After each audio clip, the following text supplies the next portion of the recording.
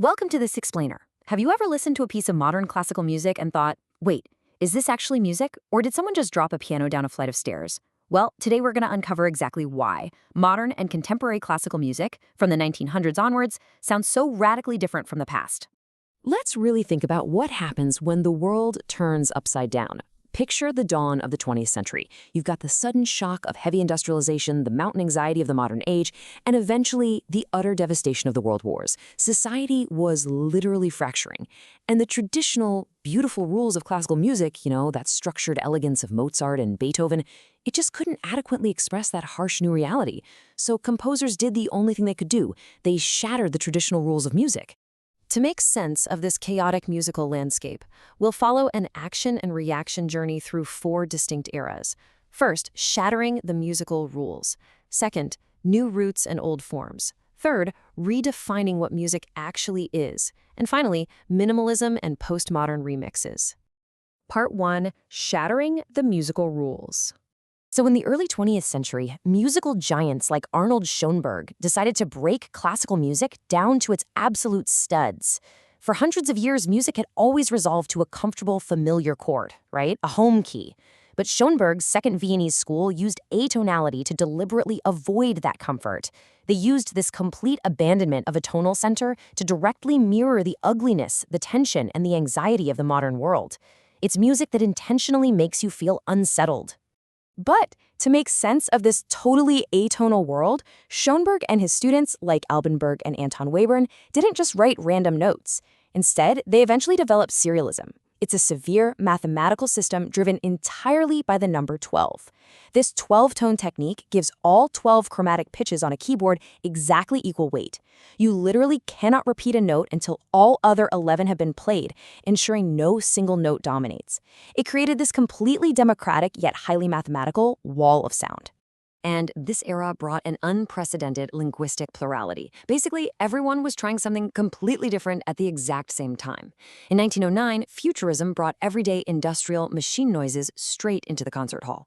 Then, by the 1910s, Primitivism violently broke rhythmic rules with raw, irregular beats, famously epitomized by Igor Stravinsky's The Rite of Spring. And then, almost as a reaction to all that chaos, the 1920s brought neoclassicism. Which brings us to part 2. New roots and old forms. Reacting to the formless, overwhelmingly emotional chaos of Expressionism and the intense dissonance of those early years, composers started desperately searching for a new identity. And many found it by looking backward. Neoclassicists like Sergei Prokofiev completely repudiated formlessness. They returned to the structured elegance, balanced forms, and thematic clarity of the 17th and 18th centuries. But they infused those old, reliable structures with crisp, extended modern harmonies, just to keep them fresh. Simultaneously, across the Atlantic, composers were finding a totally different way to ground their music. Instead of looking back to the 18th century, they looked right in their own backyards. Composers like George Gershwin, Aaron Copland, and Leonard Bernstein integrated local vernaculars, jazz, blues, and American folk idioms to create an entirely distinct, uniquely American classical style. Part 3. Redefining what music is. Now, if you thought abandoning the home key was wild, just wait until you see how experimental philosophy blew the definition of music wide open. Enter musique concrète. In the 1940s and 50s, pioneers like the French composer Pierre Schaeffer realized that thanks to new recording technologies, you didn't even need traditional instruments anymore. Everyday sounds, door slamming, people talking, the wind blowing, could be recorded onto magnetic tape, spliced, reversed, synthesized, and manipulated into high art. Which brings up a really fascinating philosophical dilemma, right? If a song is made entirely of recorded train sounds, is it still music? This forces us to ask a profound question about the very nature of sound and art in an industrialized society. If a composer deliberately organizes the sound of a train, hasn't that sound been elevated to music? Just like that, the boundaries of the traditional concert hall were officially destroyed. And if that wasn't enough, along came aleatory music. Coined by John Cage, this experimental movement introduced chance and unpredictability into the compositional process and the performance itself. It further challenged fundamental definitions by literally removing the composer's direct control over the final sound. Cage might write a piece where the performer rolls dice to decide which notes to play, or where a radio is randomly tuned on stage. The absurd but honestly brilliant idea was to let sounds simply be sounds. Part 4. Minimalism and Postmodern Remixes. After decades of hyper-complex math, random radio static, and chaotic tape splicing, we finally reached an inevitable synthesis. By the late 20th century, composers like Steve Reich and Philip Glass had had enough of the avant-garde complexity. In a massive reaction against the chaotic math of serialism, they created minimalism. They stripped music down to its most fundamental features.